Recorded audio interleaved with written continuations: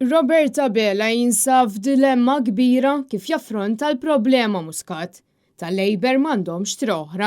Kienet din l-analiżi li saret mill-ġurnali tal-ħadd meta analizzaw dak li ġie żvelat fl-aħħar jiem u l-mod li bih mexxa l-gvern ta' Roberta Bela quddiem l-akbar skandlu li sera lil poplu Malti u xi miljuni kbar. Il-Gazzetta llum spjegat kif il-Prim Ministru Roberta Bela bħal spiċċa bejn ħaltejn jekk għandux jaqta' kull rabta li l-Partit Laburista għandu ma' Joseph Muscat, kif jaf li hemm numru ta' partitarji Laburisti li għadhom jimxu bajnejhom magħluqa warajh. U għalhekk mhux qed ikollu s-saħħa jaġixxi. Skont l-istess ġurnal, matul din il-ġimgħa kien hemm laqgħa fil-magħluq biex Bela jieħu pariri dwar x'għandu jagħmel. Iżda jidher li l-ebda azzjoni mhix se tittieħed dwar il-fatti li ħarġu rigward id-deal fraudolenti tal-isptarijiet. F'kelma oħra, kollox jindika li l-gvern suppost immexxi minn Roberta Bela se jibqa' mmexxi minn Joseph Muscat u dawk tal-qalba.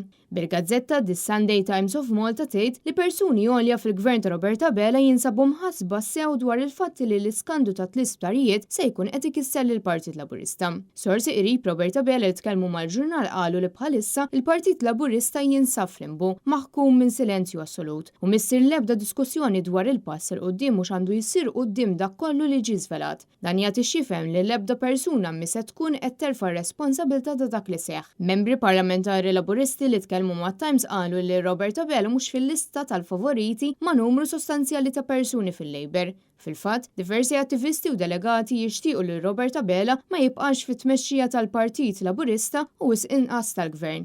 Fl-aħħar xhur rajna wkoll numru ta' sindki Laburisti jitkellmu apertament kontra il-mod li bih qed immexxi Roberta Bela. Dan apparti li hemm oħrajn li qed jagħmlu pressjoni interna kontrih.